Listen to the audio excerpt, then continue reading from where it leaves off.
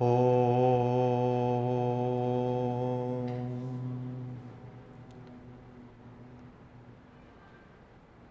Jananim Saradam Devim Ramakrishnam Jagadgurum Padapadme Tayo Shritva Pranamami Muhurmuhu.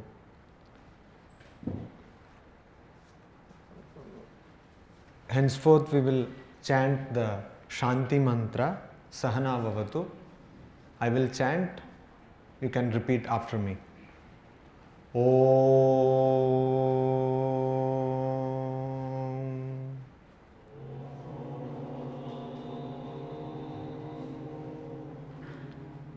Sahana Vavatu. Sahanau Bhunaktu. Sahaviryam Karavavahai. Tejasvinavadhitamastu. Ma vidvishavahai. Om Shanti Shanti Shanti.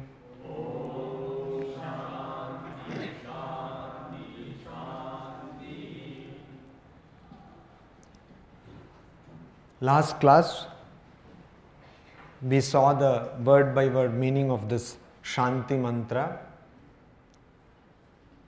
And just in case you have forgotten, there is another Shanti to the three Shantis, and that is the mobile Shanti, to put the mobile phones on a silent mode. We saw that these Shanti mantras are for the Shantis of three kinds of suffering caused from the self, from other living beings, and from gods or divine forces. Now today we will again go through the various interpretations or discussions regarding this Shanti mantra, and today we will start discussing Katha Upanishad proper.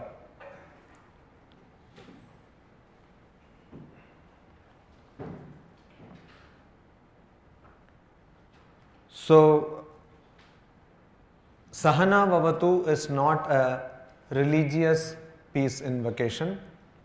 It's a peace invocation which can be used both for religious and non-religious education.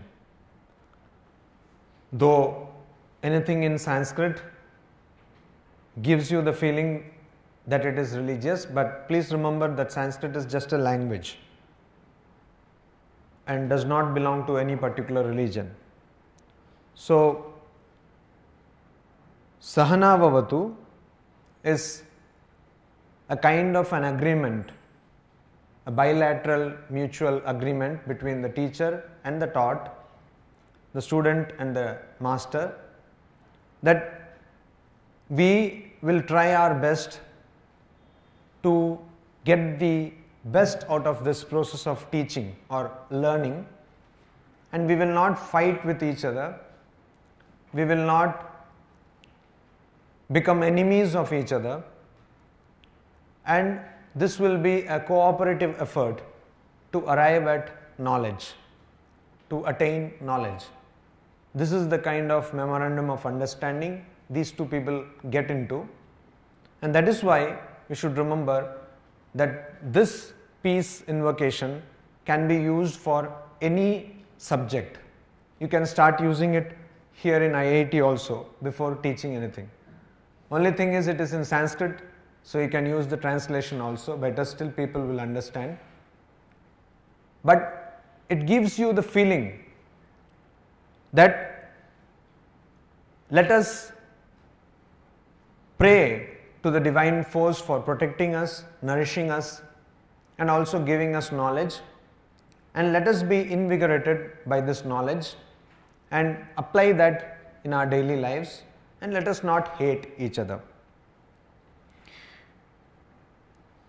Swami Ranganathan says that both the teacher and the student, they are engaged in the pursuit of knowledge and excellence of character. Now this is true education. Excellence of character and pursuit of knowledge. Mere knowledge without character is not true education.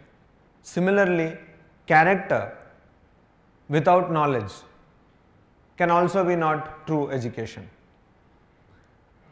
Then there is a cooperative endeavor between the student and the teacher, and the relationship is harmonious and beneficial to both of them.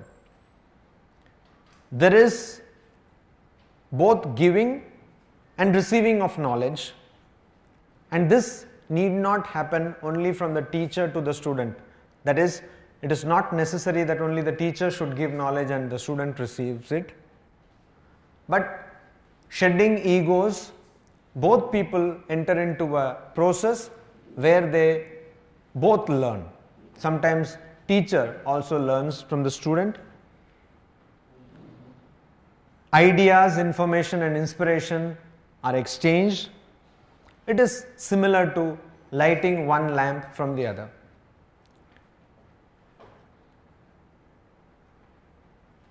This poet, he says, all knowledge begins and ends with wonder, but the first wonder is the child of ignorance, the second wonder is the parent of adoration. First is the uninformed wonder. You see any natural phenomenon and you are wonderstruck, you are surprised, amazed at that natural phenomenon because you do not understand it. Or it can be a technological phenomenon also. But later on, also after understanding the process, you are pleased with that phenomenon or the technology, but that is because you respect or adore that particular process.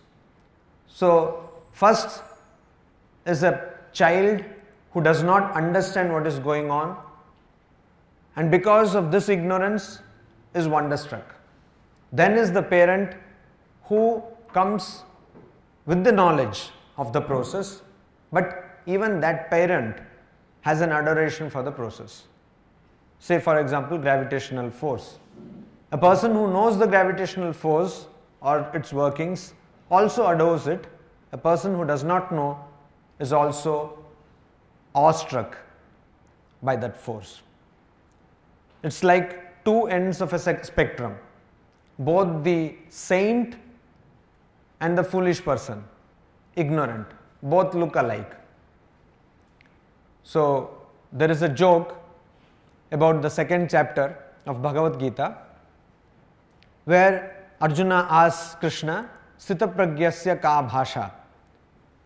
How do you define the characteristics of a Sthita prajna, a person who is established in Brahman, who has realized one's own self, true nature? And the answer is given in various verses.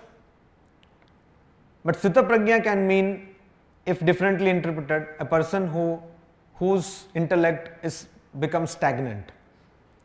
Sthita prajna, because both look similar from the outside. So if you go to a person and scold him in English, if the person does not know the language, he will be smiling at you.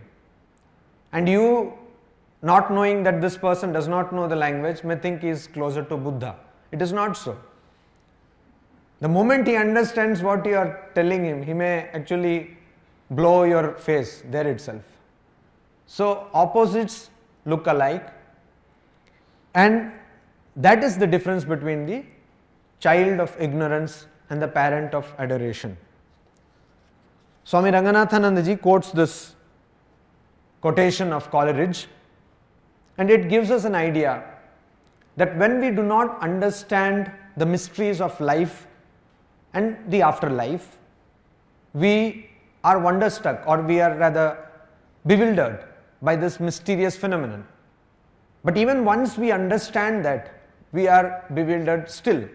That is why in the Taittiriya Upanishad you will see that the saint who has attained the realization cannot contain the realization within himself. He says, ha, hu, ha, hu, ha. He goes on, there's kind of a euphoric outcry.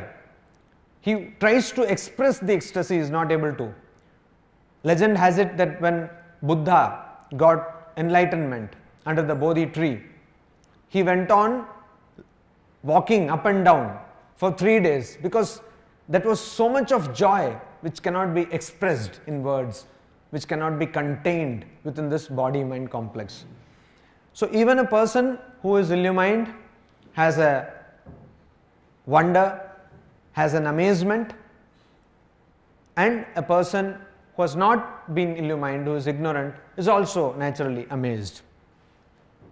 Then this whole process of education between the teacher and the taught has something known as dynamic humility. What is that? You are humble, and so you don't tell anything, you don't talk anything. So teacher comes to the class and teaches something which was supposed to be taught 50 years ago.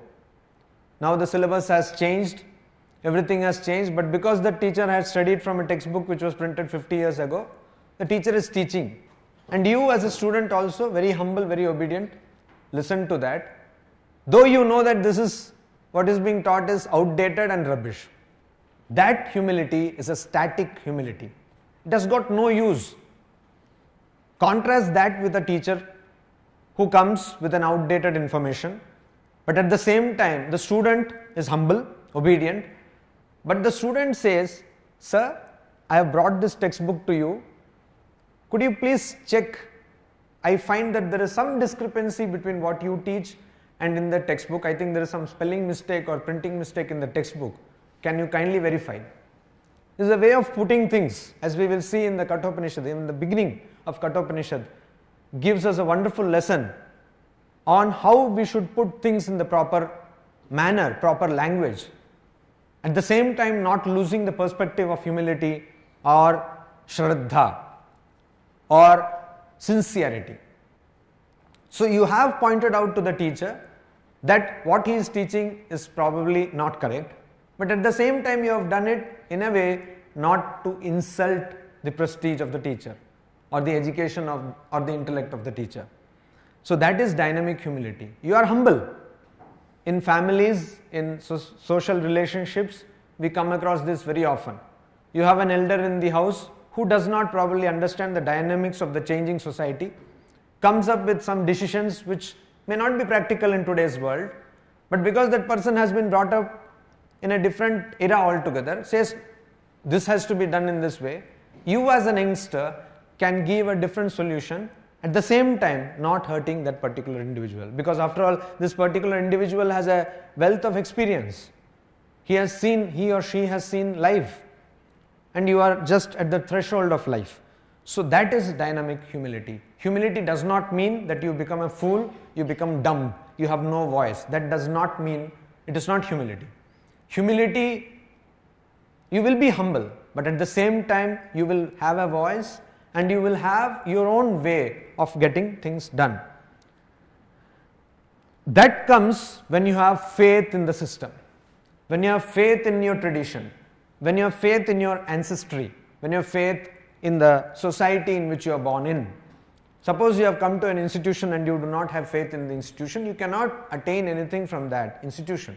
Suppose you get into a vehicle and you do not have faith that the vehicle will obey you.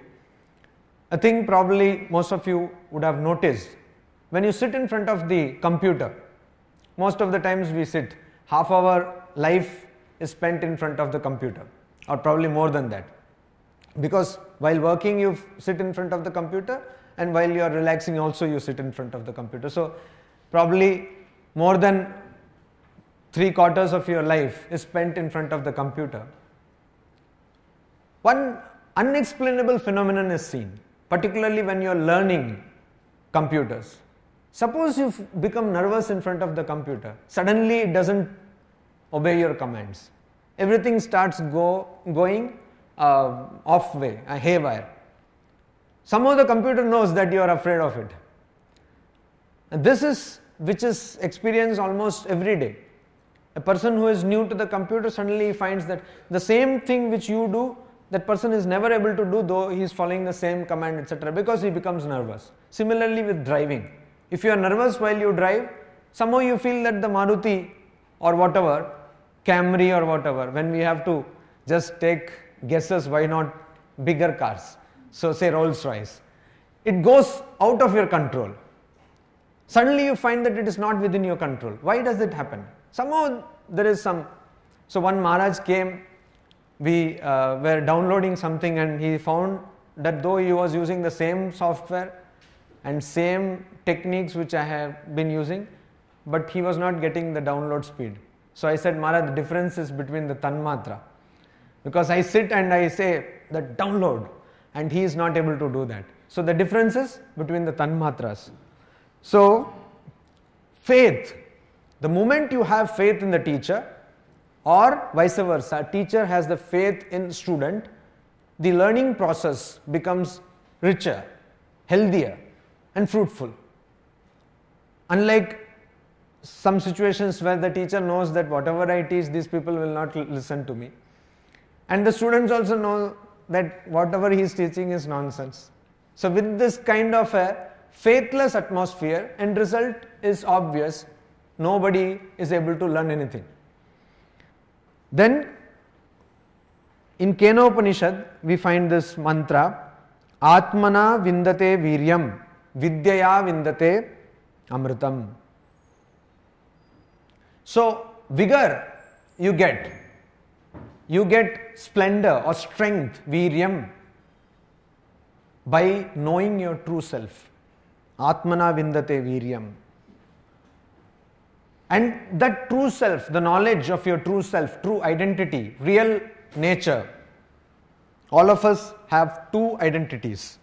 One is the perceived identity and another one is the true identity. So you may pose yourself as a very intelligent person.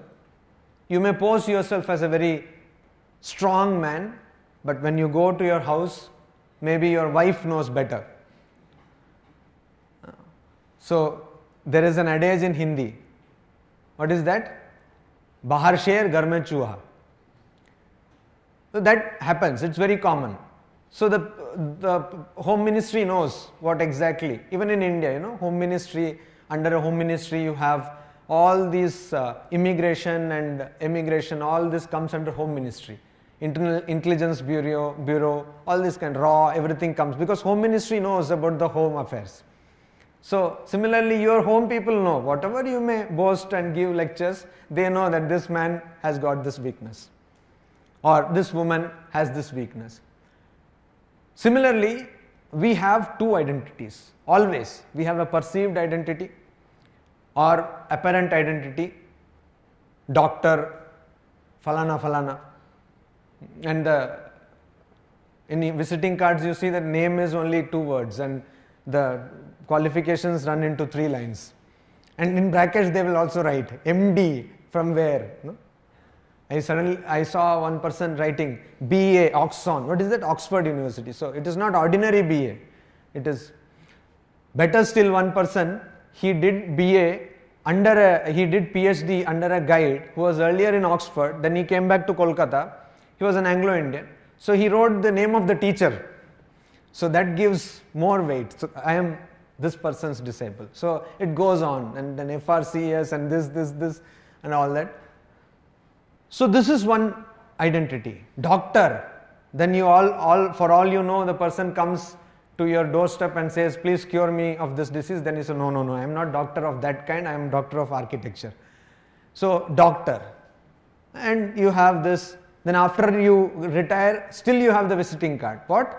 Retired, this thing, and board member of so many companies. Then sometimes it cannot be contained in the front page, so they have on the reverse, it goes on. This is one identity. And the other identity is, you go to your house and when you reach your house, you want hot coffee ready. And if it is little cold, then you start with a volley of abuses. You call names to whomsoever was supposed to prepare that coffee. It can be a maid servant, or it can be somebody, it can be your wife or husband or whatever. And then for having a good night's sleep, you need so many kinds of pills and all. This is your true identity, which only you know. You may give lectures, you may give demonstrations, seminars, workshops, but you know at the end of the day that this is my weakness. Similarly, on a higher level, we have two identities. The identity which you perceive as the body and mind complex. How beautiful am I? I have a handsome personality. People are mad at me. All this kind of identity. This is the perceived identity. And the true identity, which probably you are not even aware of, that you are not this body, you are not this mind, you are something which is not destructible, you are something beyond time, space and causation. That identity of Sat Chit Ananda Swarupa, that is your true identity. So the purport of Vedanta, or the aim of Vedanta, is to take you, to guide you to attain this true identity of yourself. And if you know this true identity, then what will happen? The classic story which was often quoted by Swami Vivekananda of the lion. A she lion wanted to kill a goat, sheep, and gave a jump. But she was pregnant, so this jump was too costly and she died in the effort. But all the same, she gave birth to that cub. And the cub was parented by a flock of sheep. So the cub also used to bleat, because the cub didn't know and used to eat all kinds of vegetables, ghas foos. And then one day a lion came and saw this strange phenomenon of a cub amongst a flock of sheep. He said, "What is this?" Then it was very derogatory of the lineage of lions, that a cub should be among a flock of sheep. And the cub was that time it was a full grown lion, and the lion was mortally afraid of this lion, and it was meh and running away. So this lion caught hold of this lion and said, "Come here, look at your reflection in the water and try to roar like our Royal Bengal tiger." And that fellow also roared, and this fellow also tried to roar, something like that. In the beginning, when people come out of a bad throat or a sore throat, when they talk, while I was coming here, the driver was telling that Maharaj, Xylo, top model now, has come up with a new feature. What is that? You say AC on and it switches on the AC. You say music on and it switches on the music. I said, okay, but there is a problem. What? Suppose that person has got a sore throat. He will simply be saying AC on, AC on. This fellow will not be able to recognize the voice. So when you come out of a sore throat, your voice is like meh, something like that. So similarly, this lion was trying to roar, and when finally it gave a full-blown roar, it understood that there was no difference between itself and the lion which had come for hunting. So that is the idea. We think that there is some divine power sitting somewhere in the cosmic wilderness, somewhere in the skies. They have gone up to Mars and not yet found it. So some black hole somewhere, somebody is sitting and dictating everything. No, nobody is sitting anywhere. And that is why this classic example, Dashama Tvamasi. How many of you know this story? So anybody? Yes. So you all know the story that 10 people went and they crossed a river and they wanted to make sure that all have come. So an intelligent person like me was counting. He counted 1 to 9, 1 to 9, and then a passerby, he asked, "We all came, but somehow one person has drowned." Then he said, "No, Dashama Tvamasi, you are the 10th person." So similarly, you are the Brahman. You are Brahman. Jiva is not different from Brahman. The essential unity of the individual and the cosmic soul. Both are same. Only because of ignorance, you go on bleating like that lion. So let us not bleat. Now when you understand this true strength, then you actually don't bother about the coffee getting cold. That is what happens. Not that because you have understood the strength you start roaring and say, hey, give me hot coffee. No. Because you know that your true identity does not require a coffee. If your true identity is not the body, it does not depend on coffee. It is much way beyond coffee. And that idea comes and that gives you tremendous strength, tremendous potential, and the infinite potential which is within you is unleashed, because you know that death is only a passing phase. You don't die when your body goes away. When somebody scolds you, nothing happens to you essentially. You may not, in the beginning you may not like it, but gradually you will understand this and then you really become Sthita Prajna. So that is the idea.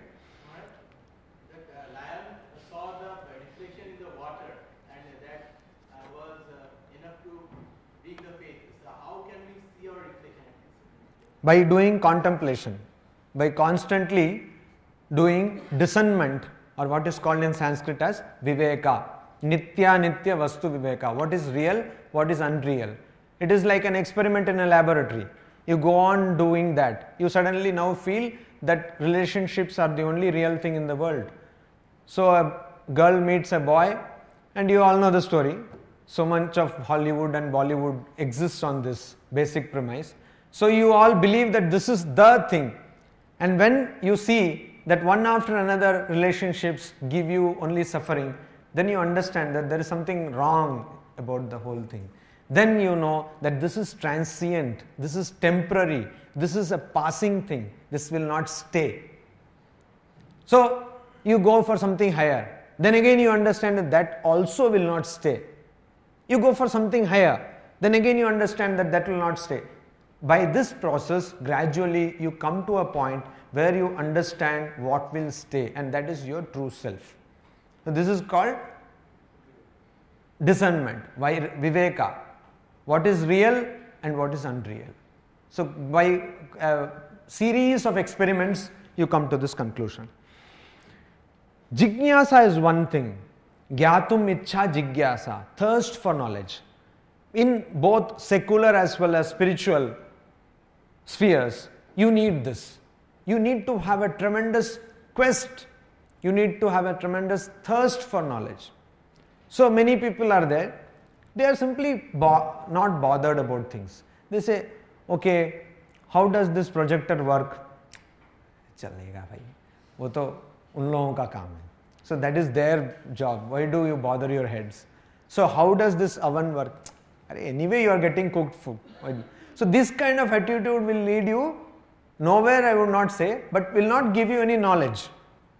Because there is no thirst. You should have thirst to know more. Like somebody gets Nobel Prize, you have a thirst to. Why at all you should get Nobel Prize? The intention may be different. You might be thinking that you deserve the Nobel Prize. But at least you should know why these two people got Nobel Prize in quantum physics. What is the reason? So similarly, always thirst. What is that? Holy Mother used to say that you go to a place, the one brahmachari went to a place and came to Holy Mother and she asked, what did you see? Was this particular person there? And he said, I did not notice. So she says, what is this? If you go to a place, you should observe. You should observe the surroundings. You should observe what is happening there. You just go like a dumb fellow and come back and say, I did not notice. Similarly, we should have this thirst for knowledge. How does this take place? The thirst which is there in childhood. Unfortunately, our system of education corrupts this thirst. It removes this thirst systematically. You are given the illusion of being educated. And then you think, now I am MA pass, so I don't have any questions. In fact, you have been totally confused, so you should have more questions than your childhood. But you think that I know now, because I have 2 degrees from a worthless university, I know. So this quest is the starting point of all the Upanishads. That is why you will see Upanishads are in a dialogue form between the teacher and the taught. Here it is in a dialogue form between Nachiketa and Yama. So this is very necessary. Thirst for knowledge. Yama wants to know what happens Nachiketa wants to know what happens after death. What is that which happens after death? So much of hue and cry is made after death, after death. So after death what happens? This question is there, and all the allurements and all the temptations he ignores, and he wants to know only this. And that is a tremendous thirst for knowledge. See, if you have this thirst, many people think, I have studies, I have classes to attend or classes to give, I have examinations to take and all this, or I have office to attend, I have so much of work, how can I study? One thing is, if you have true thirst for knowledge, you always will take time to learn. Most of the busiest people in the society, you will see their learning curve, as we call it, is very high. They constantly learn because they want to learn. So this is just an excuse to cover up your absence of thirst for knowledge, jignasa. That jignasa should be there. Then what is current education? Current education is that mysterious process whereby information passes from the lecture notes of the professor through the fountain pen and onto the notebook of the student without passing through the mind of either. Now you see, constantly I have been getting requests to give you copies of this presentation. So I have a fear. That is why probably I am not giving this.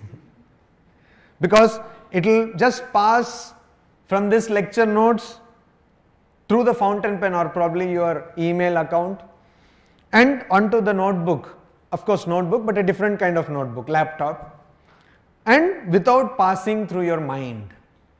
That is what many of institutions today, they have a, I don't know whether you have a system here, they have a bank kind of place where before lectures all the professors put their PPT there and all students download the PPT and take printout and come to the class. Nobody learns nothing. So this is one kind of, you have everything because they know, yes, it is there, I will study, and it just gathers dust, digital dust, and nobody learns anything. It is just there in your hard disk. Because you are not involving yourself, you are not putting your mind there. Unless you put your mind there, you cannot study. Everyone has to process that information or knowledge separately, independently. That is why when you read a book, you have a different idea. But when you watch a film which is adapted on that book, it becomes concretized. Reading gives you more imagination. But the film, when you put it visually, your processing of the knowledge is very much restricted. So that should not happen. Bhagavad Gita says, Kama esha krodha esha rajo guna samadbhava mahashano mahapapma vidhyenam iha vairinam. Before any attempt for knowledge or learning is even made, we should cleanse ourselves of impurities. What impurities? These impurities are not the kind which can be cleansed using all cosmetic material or toiletries. This is different, much deeper impurity. What? Kama, krodha, rajoguna. A person who cannot concentrate, constantly restless. So nowadays you have people who call themselves mind power trainers. There are a host of people who have their profession as mind power trainers. All they do is they have very high sounding presentations. They host it in at least 3-star hotels and charge a hefty sum, and they boast that they will train your mind. And there are so many techniques, NLP, that, this, etc. And there are a lot of, like Deepak Chopra. I'm not questioning the veracity of these people, but there are. So one devotee of the order, he approached me saying that I am also a mind power trainer and I want to do something. So Vivekananda sells, at least in these parts of India it sells, even in other parts of India it sells. So he wants to capitalize on the brand Vivekananda. So he said, I want to teach something on the lines of Vivekananda. So please, he was sitting in my office and I could watch that his body was, I would not say moving, but shaking, and he was like oscillating more than 60 seconds a minute.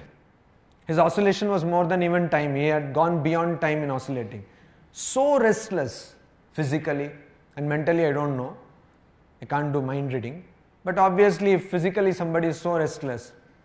So I told him, before teaching mind power techniques to other people, please apply it on yourself. Then I went to his house and I found out that the reason is somewhere else. The reason is in home ministry. Now I don't want to go to the details, but I located the problem and I told him the solution also. So, but he was oscillating, constantly disturbed, and this man wants to preach to the world how to have a peaceful mind. That is our problem. Our teachers are also, their minds are also in pieces, and students automatically, their minds are totally shredded. So, unless you cleanse yourself of impurities, Rajoguna means activity. Is it not necessary? Swamiji says that India has been in slumber, deep slumber. It now needs little activity. It needs Rajas. Yes, it is necessary. But activity which is concerted activity, which is voluntary, not activity which is beyond you. Like suddenly you find yourself in a vehicle which has lost control of the brake. So you can't apply the brake. That is why it is not that you are going very fast. No. Even if you want, you cannot apply the brake. Not that kind of activity. Activity where the control is within you. That kind of activity is required. So here the activity, what is being talked about, is activity where you have lost control. Rajoguna. Rajoguna should not be there. And if this kind of thing is there, Mahapapma. This is characterized by Mahashano and Mahapapma. Ashana, craving, aspiration, but too much of aspiration, too much of craving. Straight away you crave that I will become the President of United States of India. United States of America. Straight away. You might not even have a decent school education, but what is harm in craving? So like that. Go on craving. And this leads to sin. Sin in the sense, wrong actions, mistakes, Mahapapma. And this becomes Iha Vairinam. Iha, in this life, in human life, this becomes your enemy. What is your enemy? Kama. Desire is the enemy. Don't desire anything, no problem. Swamiji, all bodily actions are done because of Rajoguna. So if we don't have Rajoguna, then there will be no action itself. Now I gave you the distinction. You have Rajoguna, but Rajoguna which is under your control.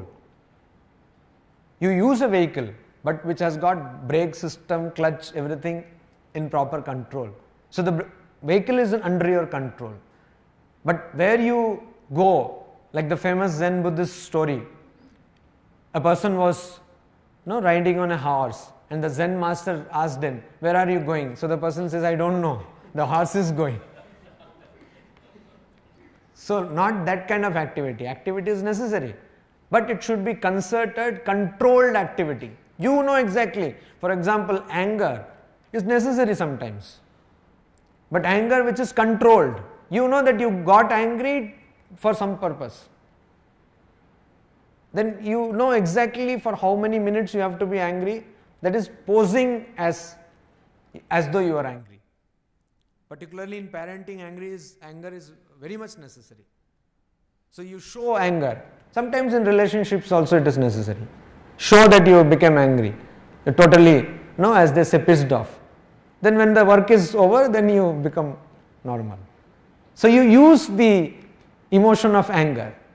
There you are above anger. Anger does not consume you. You use anger.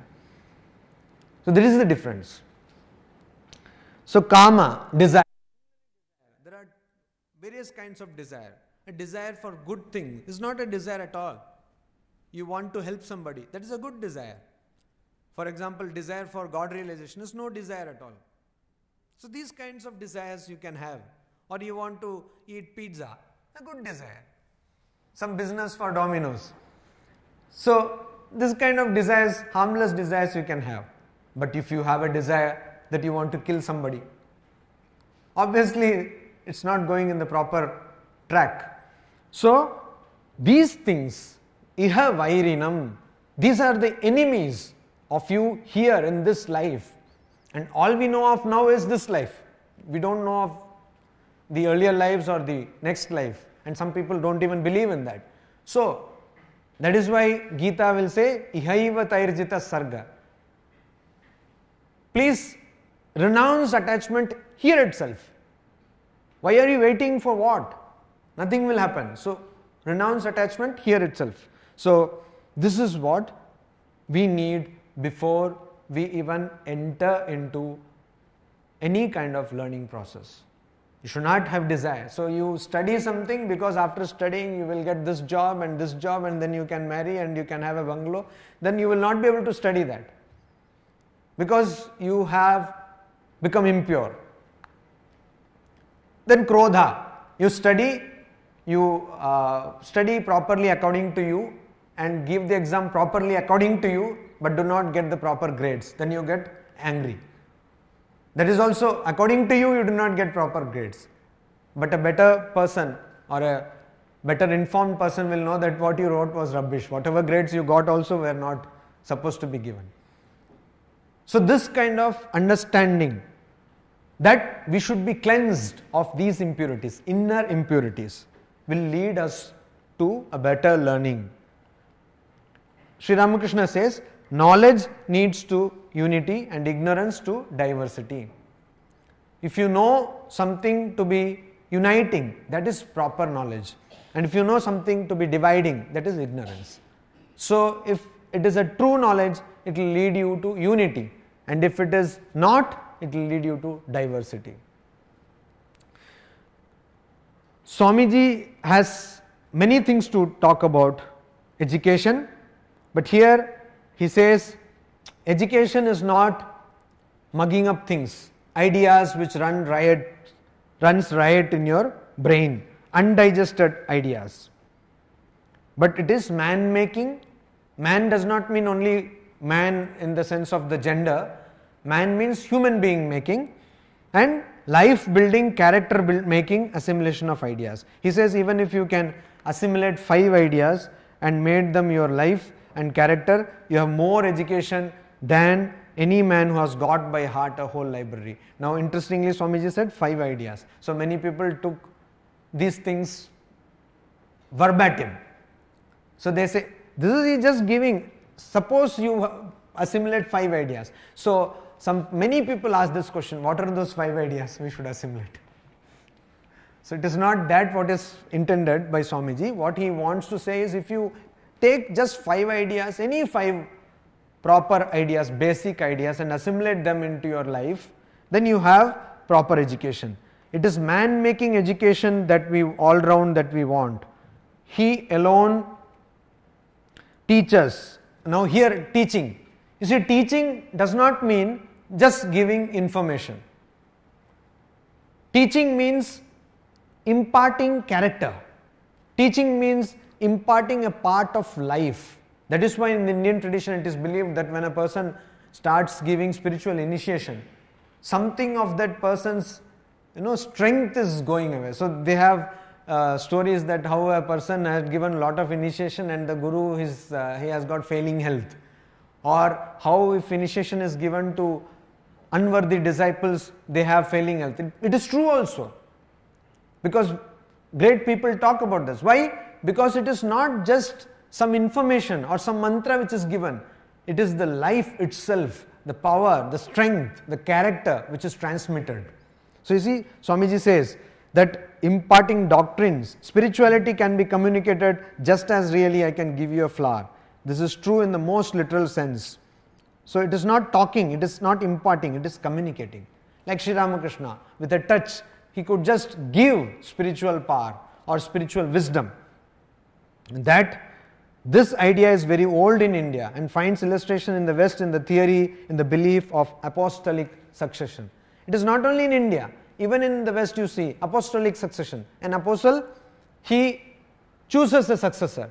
He or she gives the the baton to the successor. So that character, that strength, the spiritual wisdom, that tradition is handed over, transmitted. Now, what is Katha Upanishad? Katha Upanishad is also called Katha Upanishad, and it is considered to be one of the primary Upanishads which have been commented by Shankara.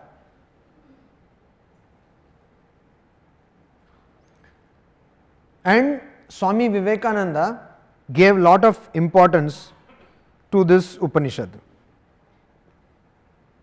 In fact, he said that you have to memorize Katha Upanishad. So many people memorize Katha Upanishad. It's in a form of a dialogue, a form of a story, and it is associated with the Charaka Katha school of the Krishna Yajurveda. We saw how Yajurveda had two branches because Yajnavalkya got into an argument with his teacher Vaishampayana, and he had to give back the knowledge of Yajurveda in the form of flesh which he vomited and which was eaten by Titira birds, patrids. So that was in black color. So this became Krishna or black Yajurveda. And Yajnavalkya went to sun god who is white in color and again learned Yajurveda and again brought another branch which is called Shukla or white Yajurveda. So this black Yajurveda contains Katha Upanishad, and Muktiko Upanishad gives a list of 108 Upanishads, and in that this is number 3, Isha Kena Katha. So that is the order, Isha Kena Katha. However, traditional scholars believe that Katha Upanishad can be the first Upanishad to study because Isha Upanishad is very difficult to understand, but you have already studied Isha Upanishad because you are all very bright people. So it will be insulting your intelligence if I say that this is difficult, that is difficult. So it consists of 2 chapters. They are divided into 3 sections, and each section is called a Valli. Valli means section, and there are as less as 15 mantras and as much as 29 mantras in one Valli.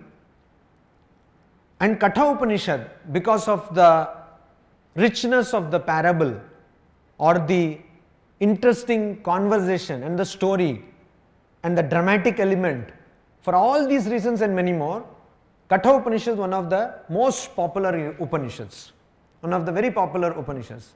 You see every other person writing something on Katha Upanishad. Everybody, they have something to tell about Katha Upanishad. Somebody says that life beyond death, life after death. Some fool says that death with a difference. All these kinds of people are there. You will find, because this death is so engrossing a topic. Everybody is so interested and mortally afraid of death. So this generates a lot of interest. First translation probably was in Persian, and as far as I remember, Darashiko, I think, translated, or somebody else, I think Darashiko. Max Muller translated it in 1879, and Edwin Arnold. How many of you have read Edwin Arnold's Gita, or the life of Buddha? Light of Asia. That's a wonderful book.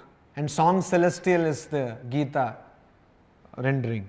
So Secret of Death, and Ralph Waldo Emerson, he paraphrased the story in his essay Immortality. Now here Nachiketa, who is the son of Rishi Vajasravasa, he meets with Yama, who is considered to be the god of death, Hindu god of death. This is the story.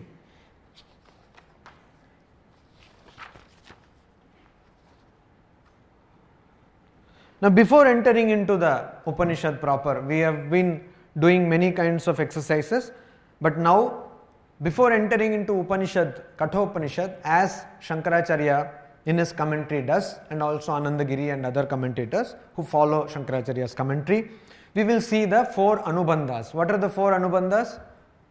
Anubandha Chatushtaya.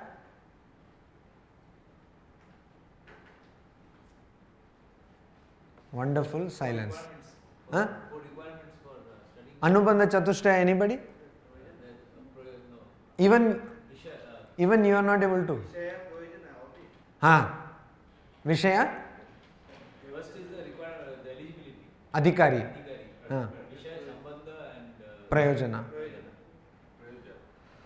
So, 4 Anubandhas, reasons for studying a book. Some people are dying to know why we should at all study this Katha Upanishad. So, because it's so boring. So, reasons for studying a book, 4 Anubandhas, Anubandha Chatushtaya, that is Vishaya, Adhikari, Vishaya, Sambandha, Prayojana. Adhikari, those who are fit or qualified to study this. Like any course, you know the course is Bachelor of Architecture, and people who can be admitted into this is people who have qualified this and this entrance examination. So, Vishaya is architecture. So, similarly here what is the Vishaya? Then Sambandha, the relationship between the subject matter and the text. Adhikari, people who are qualified, and Prayojana, what is the utility? What is the use of studying this? Vishaya, the subject matter of Katha Upanishad, is the knowledge of Atman, knowledge of Brahman, knowledge of your true self. That is the subject matter. So, after this, studying this Upanishad, you are all going to be established in Brahman.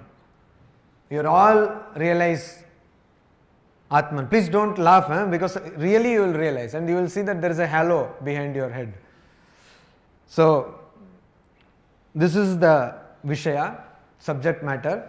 Sambandha is the relation between the subject matter and the book. And that is, what is that? You see, this is also called Pratipadya. Pratipadya in English can be translated as signified, aim, or the knowledge contained in the book. Pratipadya. So, what is the Pratipadya of Katha Upanishad? This Pratipadya, the signified, has a connection with the Pratipadaka, the instrument of the signified. So, it is through the text of Katha Upanishad, or through the book Katha Upanishad, we understand what Katha Upanishad wants to say. So, what is that Pratipadya of Katha Upanishad? It is the knowledge of Jiva Brahma Aikya, or knowledge that the individual soul, Jiva, is same as Brahman. Are all of us clear on this Jiva Brahma Aikya? Do you understand what is this? How many of you do not understand? All others understand, so no problem. No, that's a serious mistake. You see, the same thing was told by one Swami who was very illustrious as a speaker to a brahmachari. And this brahmachari went to another Swami who may not be a very illustrious speaker, but is a great scholar. And he said that the other Swami does not know mathematics, neither does he know Vedanta. Because this Swami was a mathematician, and of course because he was a monk, he was a Vedantin. Why? In mathematics, the left hand side is not equal to right hand side to begin with, is it not? Through a proof you actually prove that they are equal.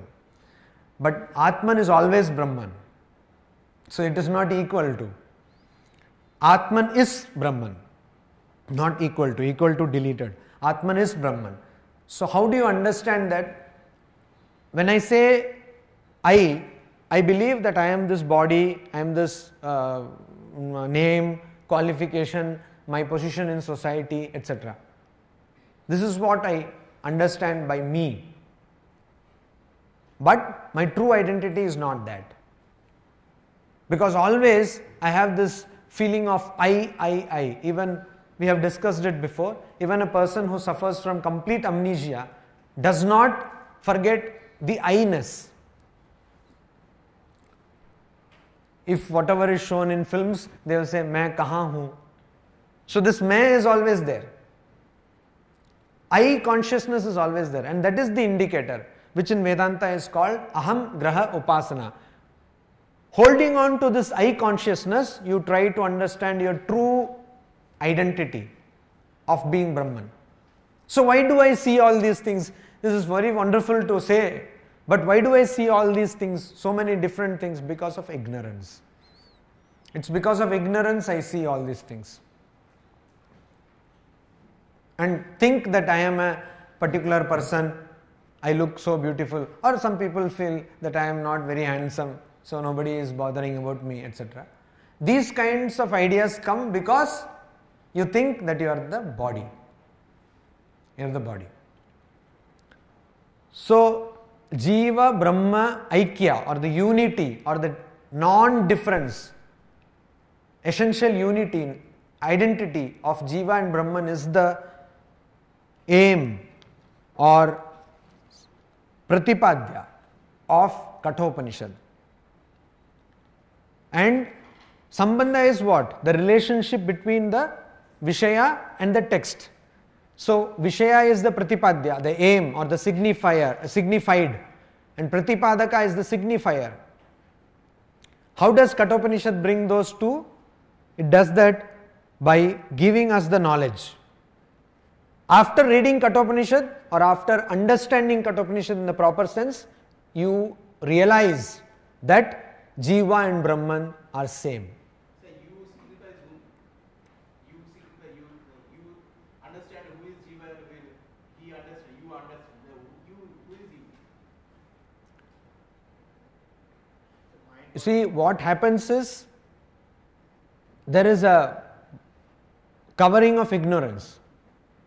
So nobody comes from the external. This ignorance which is covering will be removed. Tat Tvam Asi. From your consciousness. Who is you? You. What is you? Who is you? You are you. Tat Tvam Asi. You see, when I say Tat and Tvam, they are both same. But we don't know that. So you think that you are not you. Suppose you forgot your name. This is the classical example given. Suppose you forgot your name. Suppose Somnath does not know now that he is Somnath.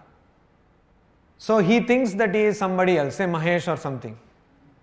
So he says, I am Mahesh. Suddenly you realize that I am Somnath. Or better still, another example. There is a golden chain in your neck and you forget that the golden chain is there. And you keep on searching. Where is that chain? Where is that chain? Even when you are searching, the chain is on your neck. This happens always with the spectacle, and we have all studied this story. When I studied in school, there was a person called Kuchu, and he had lost his spectacle, and he was searching this spectacle all through, and finally somebody told that it is on your nose. So this spectacle did not go anywhere. So Tattvamasi means what? It is as though Tat, that, and you, thou, are separate, but you are not separate. So this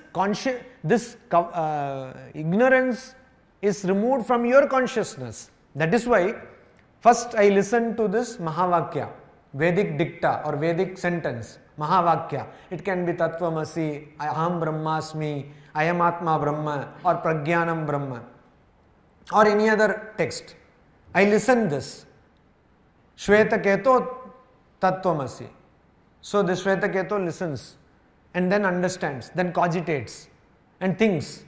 Then that is what we call Tat Pada Shodhana. You research on the nature of the word Tat, that.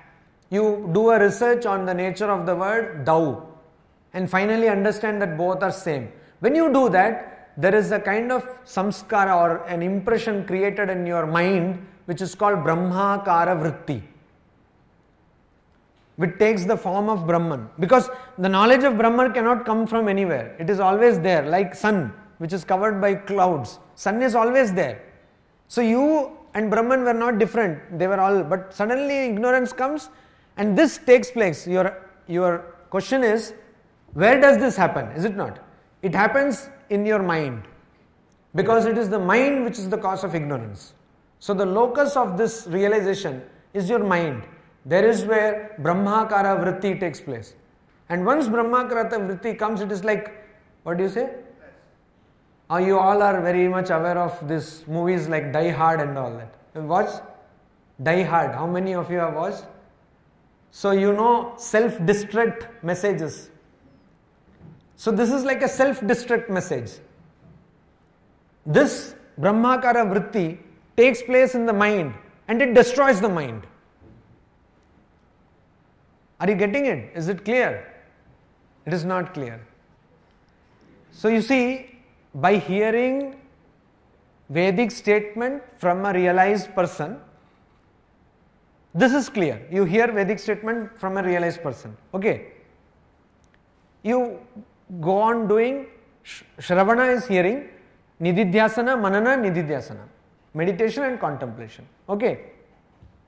Then a kind of impression is formed in your mind. Now you hear, you do contemplation, meditation, all this happens in your mental level, right?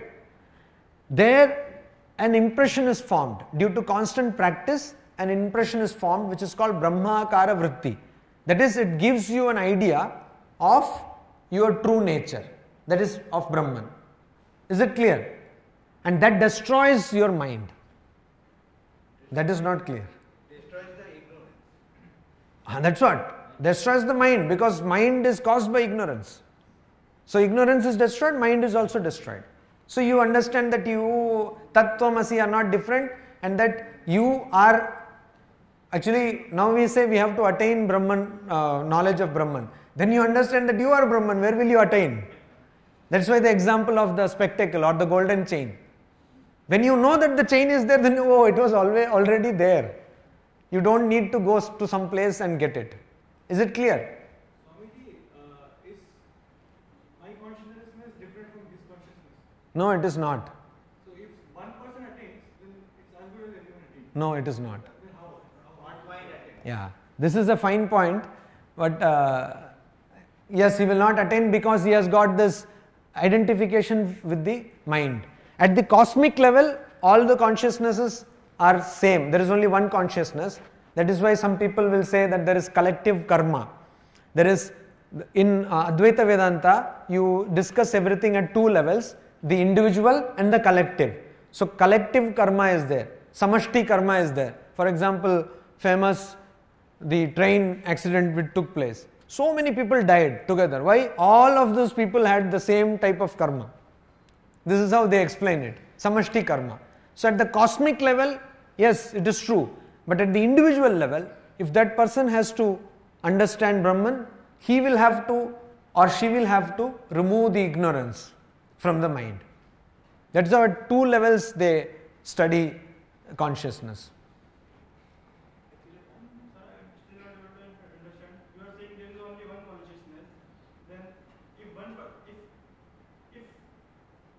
One consciousness at the collective level. At the individual level, because of your ignorance, you think that the one consciousness is divided into many. Because you think so, that is why you, when you get the knowledge of Brahman, you understand that there is no different consciousness. And that is why you see people who are realized, they can actually be one with the consciousness. In Sri Ramakrishna's life we see two fishermen were talking and there was a quarrel, and one fisherman beat another fisherman, and Sri Ramakrishna got that beating on his back. Or in the case of Ramana Maharshi, when Ramana Maharshi used to walk in the evening, all the animals and reptiles and all creatures used to walk with him, because he has become one with the collective consciousness. So that happens. But it doesn't happen with you or me because we think that these are different. So how can he have beating in the back because he is not a body?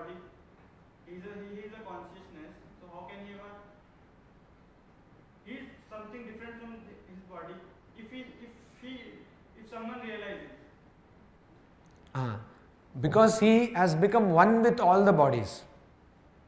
He has become, you see, he has gone to such a plane that he has become one with all the bodies, all the kind of, essentially all these living beings are the manifestation of that one consciousness. So once you understand that you are that one consciousness, you become identified with all the bodies. That is why you will be able to feel the pain or suffering of others palpably.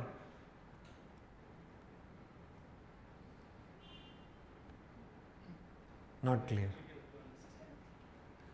It is difficult to understand. A very stoic answer will be that Actually also what is happening or what happens probably that we try to understand this. When you are saying you remove the ignorance, till now we have removed ignorance through knowledge which we got through our sensory system, through the inputs of the sensory system, that is through this body-mind complex only.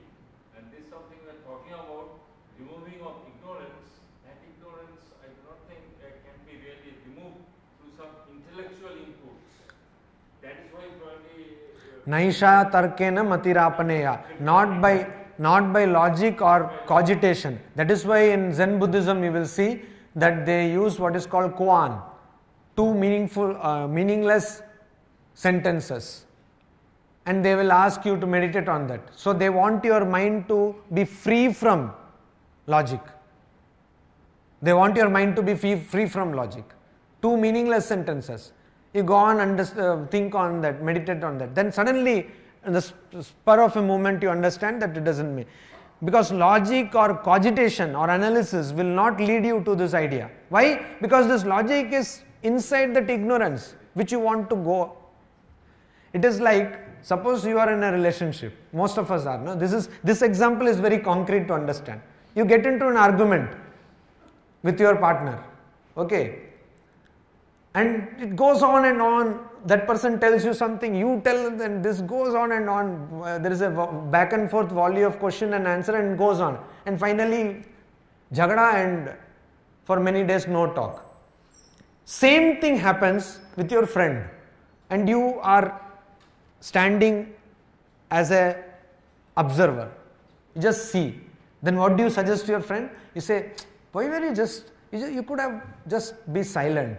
You are just going on arguing, you just be silent. You are giving advice which you yourself could not follow. Why? Because you were part of the process. Similarly, when I try to think that I am not the body, but I am doing it through my body. So that is the big, and I try to do it in the kind of training, using the kind of training which I am brought up in. Using the brain, using the regular analysis process.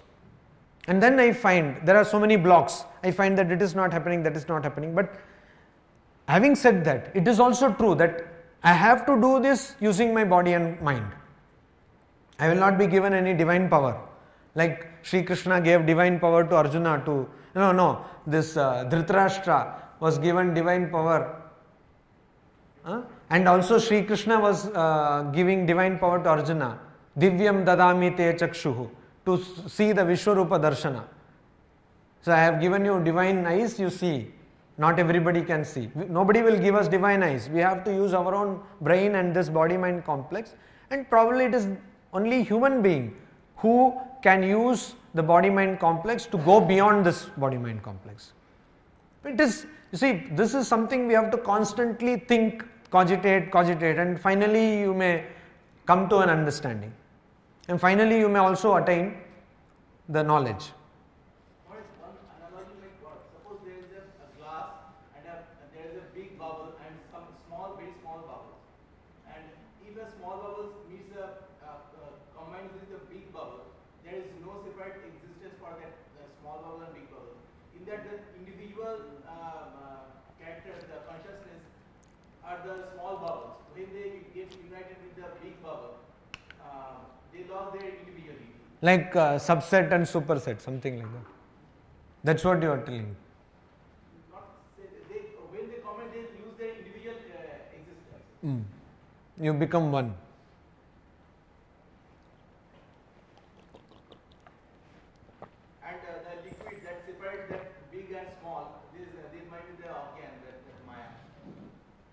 No. Then that analogy is not true. It has to be jiva, not... No, you see, even then the analogy is not true for the simple reason that jiva does not go and merge with something. That doesn't happen. As it is, you are Brahman. But because of ignorance, analogy also can create problem, wrong analogy. The analogy of sun is wonderful. And ignorance, if it goes and merges with, that means ignorance is remaining. Ignorance is not there, ignorance has gone. But there are some saying that Meera merges into Lord Krishna or Shabri merges into Lord Rama. But Meera is not there. Meera as the form of the woman was not there. In his example, that bubble goes into the bigger bubble. Bubble is there. So Meera, for example, Madhvacharya, he went in the temple of Udupi. He became... Acha, I just wanted to give answer to your question. You asked about Sarupya, Samipya. So I am a very lazy fellow. I took the email, but I couldn't send you a mail. Sarupya, Samipya, Salokya, Sayujya, Sarshti. 5 kinds of liberation. Salokya, Samipya, Sarupya, Sarshti and Sayujya. Okay, 5 kinds of liberation. Ramanuja and Madhvacharya follow this, believe this. Madhvacharya believe this. That means these are part of Dvaita and Vishishtadvaita. It is not in Advaita Vedanta. What is Sarupya? Having the same form of Lord or a part of the form. For example, you become the eyes of Vishnu. Such a wonderful person, though he was in IIT, instead of only bothering about career, he used to attend Katha Upanishad classes. So he becomes the eyes of Vishnu. So there is a great future. Sarupya. Then Samipya is you are in the same place as the Lord. Samipya, you are near Lord. Samipya is you are near Lord. How near Lord? You become Shankha. Vishnu has got Shankha, Chakra, Gada, Hasta, etc., etc. So you become Shankha. That is Samipya, being near Lord. Then Salokya, being in the same place as Lord. That is Vaikuntha Loka. So you go to Vaikuntha Loka. Vaikuntha Loka. If many people start going, Indigo will announce a service to and fro. Vaikuntha Loka. So Vaikuntha Loka, there is a Ekadashi which is called Vaikuntha Ekadashi. So particularly in the south of India, in all these Vishnu temples, they have a place which is nothing. When I was small boy, I had great curiosity. So that is called Vaikuntha. So they will open a door. In the temple it will be always closed. They will say this will be opened only in Vaikuntha Ekadashi. So I was like, I will meet the Lord. And I saw nothing. Only some old trees are there. Just like some symbolic. So this Vaikuntha, they say the entrance of Vaikuntha is open. And there is so much of crowd to get into that Vaikuntha. So Salokya means you will go to the same place as the Lord. Then Sarshti. Arshti means opulence, Aishwarya. So now you say, I don't have money, my bank balance is so low. So if you are a very good bhakta, you will get the same opulence or same wealth as the Lord. Imagine Tirupati. So you will get the same wealth. And we don't know, all these Vishnu people are very mischievous, you see.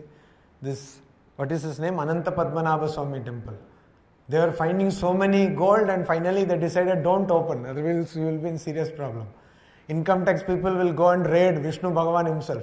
So they wanted to avoid that. Sarshti. And final Sayujya. Sayujya is becoming one with God. Like Meera, like Madhvacharya. So that is the highest according to both Madhvacharya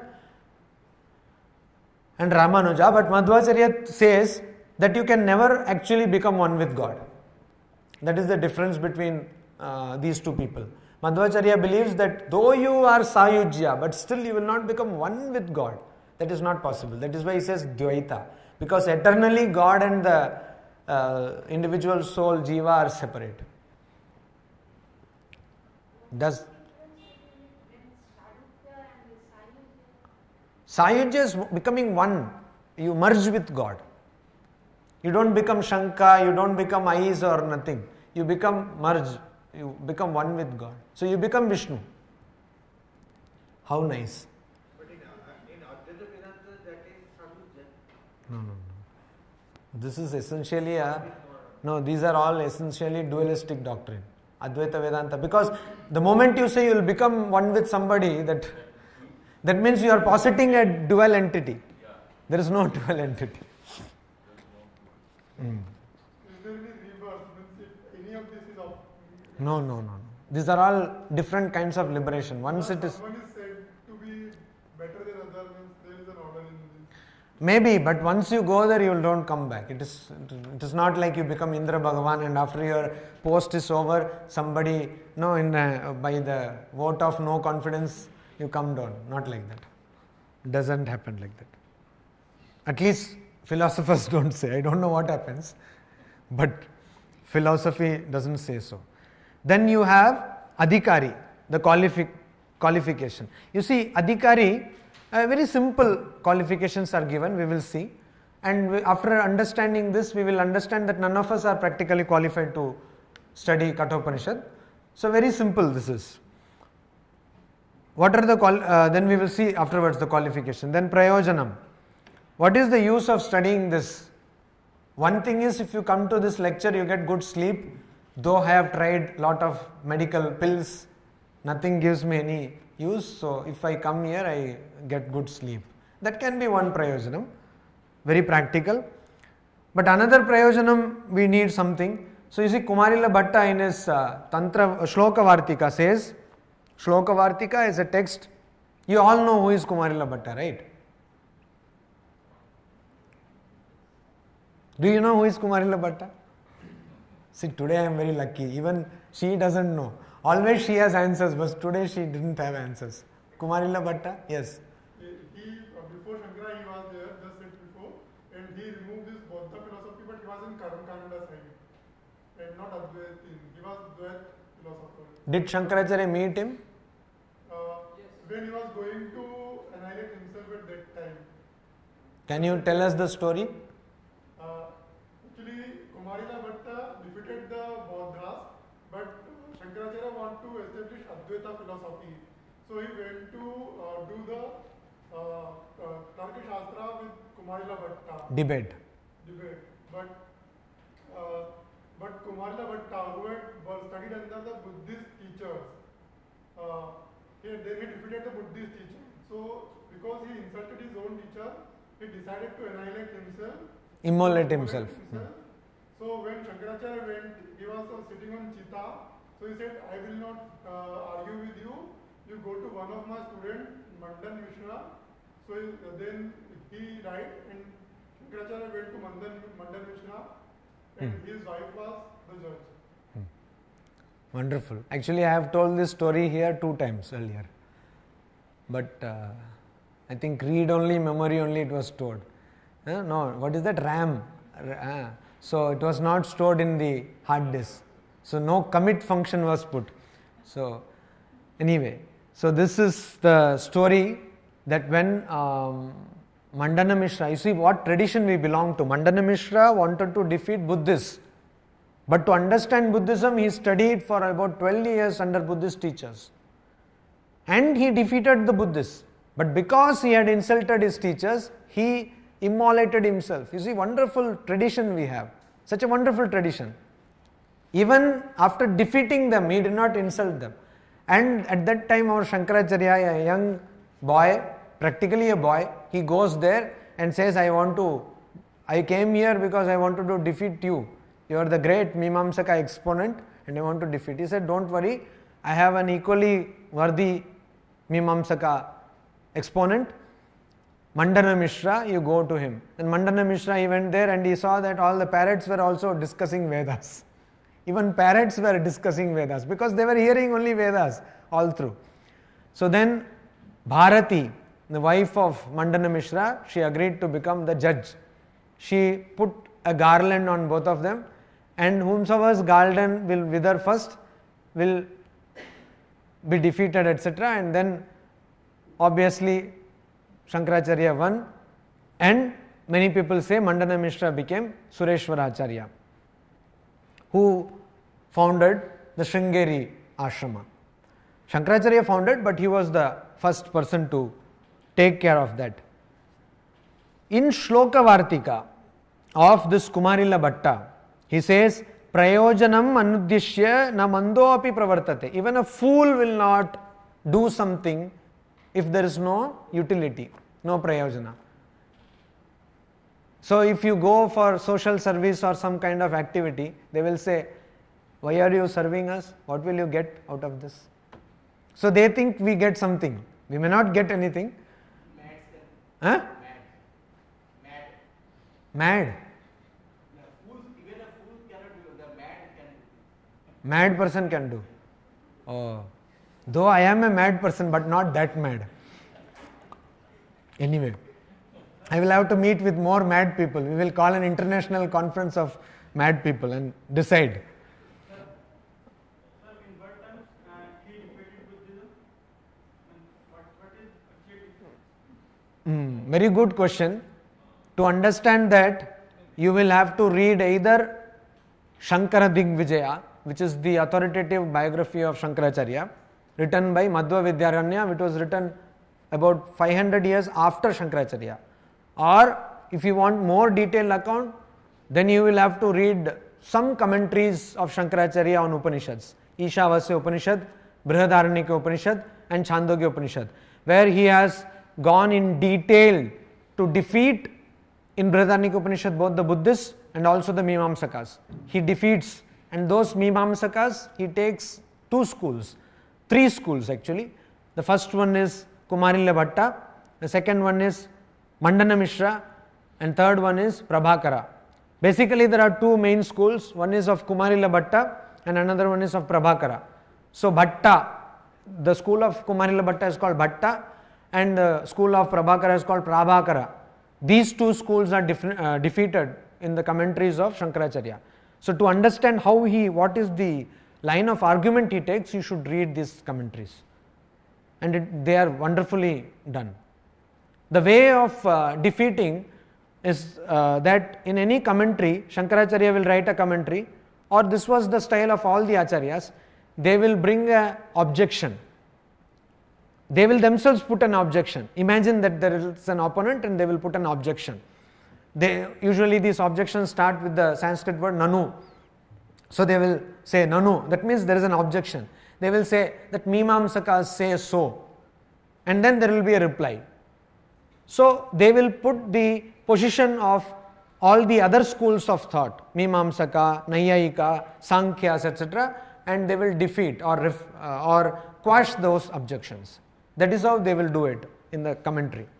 So if you really are interested, for a short account you can go to Shankara Digvijaya, but if you want detailed account, you will have to study Isha Upanishad and also Brihadaranyaka and Chandogya, because in Brihadaranyaka and Chandogya this is extensively done. In Isha Upanishad it is done little succinctly, cryptically. So who gives the judgment that they are defeated or?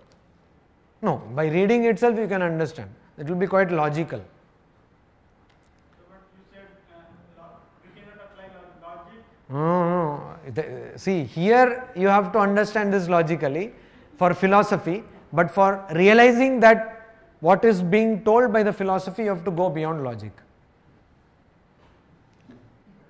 There is a possibility that the other school of thoughts that time of The Aranya, he was a realized soul, but what he followed was Sankhya and Yoga.